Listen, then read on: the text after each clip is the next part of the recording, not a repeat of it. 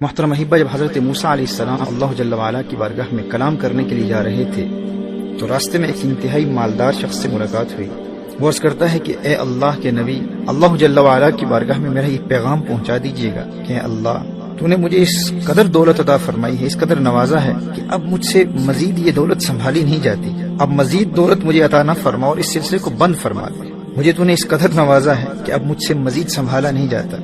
اسی دوران ایک انتہائی غریب شخص بھی حضرت موسیٰ علیہ السلام سے ملا، جو زمین پر بیٹھا ہوا تھا اور مفلسی اور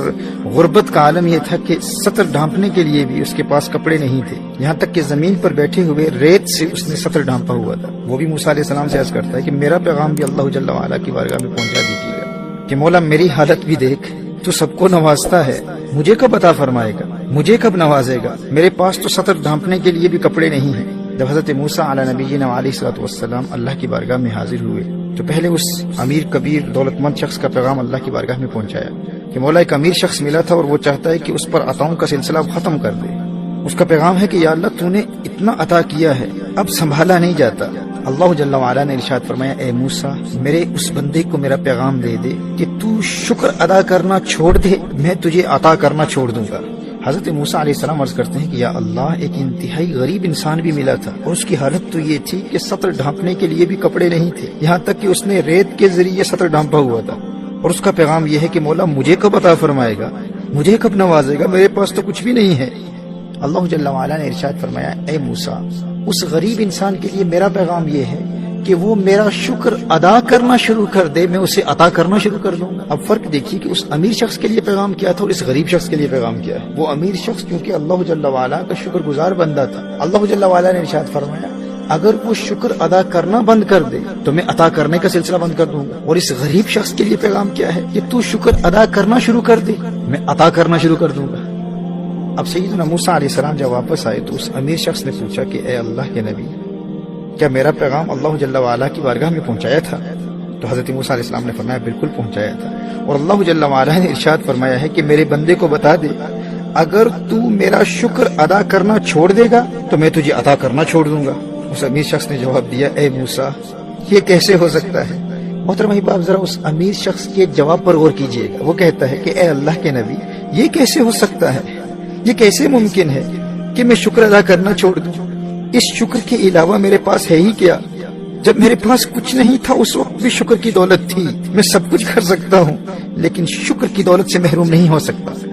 اے موسیٰ، جو کچھ بھی ہو جائے میں شکر ادا کرنا نہیں چھوڑوں گا۔ حضرت موسیٰ علیہ السلام نے ارشاد فرمایا اگر تو شکر ادا کرنا نہیں چھوڑے گا تو اللہ جل وعلا تجھے عطا کرنا نہیں چھوڑے گا، اگر تو شکر ادا کرتا رہے گا تو اللہ جل وعلا تجھے نعمتیں عطا کرتا رہے گا۔ اللہ اکبر۔ محترم احباب، پھر وہ غریب شخص بھی حضرت موسیٰ علیہ السلام سے ملتا ہے اور عرض کرتا ہے کہ میرے پیغام کا کیا بنا، میرا پیغام اللہ جل وعلا کی بارگاہ میں پہنچایا؟ سیدنا موسیٰ علیہ نبینا علیہ الصلوۃ والسلام نے ارشاد فرمایا کہ اللہ جل وعلا کا پیغام تیرے لیے یہ ہے کہ تو میرا شکر ادا کرنا شروع کر دے، میں تجھے عطا کرنا شروع کر دوں گا۔ اس نے فوراً جواب دیا کہ اے اللہ کے نبی، میرے پاس ہے ہی کیا، میں کس بات پر شکر ادا کروں، میرے پاس تو کچھ ہے ہی نہیں، مجھے اللہ تعالیٰ نے دیا ہی کیا ہے کہ میں شکر ادا کروں،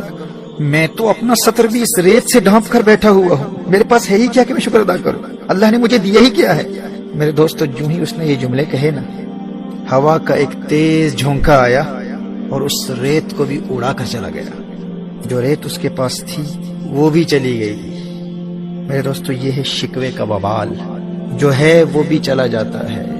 محترم احبہ، اگر وہ غریب شخص اس ریت پر شکر ادا کرتا نا تو اللہ جل وعلا اسے کپڑے عطا فرما دیتا، اور پھر وہ اگر کپڑوں پر شکر ادا کرتا تو اللہ جل وعلا اسے مزید مال و دولت عطا فرما دیتا۔ لیکن چونکہ ساری زندگی وہ بجائے شکر کے شکوے کرتا رہا، اور شکوے کا نقصان یہ ہوتا ہے کہ اللہ جل وعلا نے جو دیا ہے اللہ جل وعلا وہ بھی واپس لے لیتا ہے۔ میرے دوستو، اس اصول کو یاد رکھیے گا، gratitude increases blessings and ingratitude decreases blessings. If you thank Allah Jalla wa'ala for whatever Allah Jalla wa'ala has blessed you with, Allah will give you more. But if you're ungrateful and you keep complaining about things that you don't have, then Allah Jalla wa'ala will deprive you of the things that you already have. ہمارا سب سے بڑا المیہ یہ ہے کہ ہم چھوٹی چھوٹی باتوں پر شکوے کرتے ہیں، جس کے نتیجے میں جو نعمتیں اللہ جل وعلا نے ہمیں پہلے سے عطا کی ہوئی ہیں اللہ جل وعلا وہ بھی لے لیتا ہے۔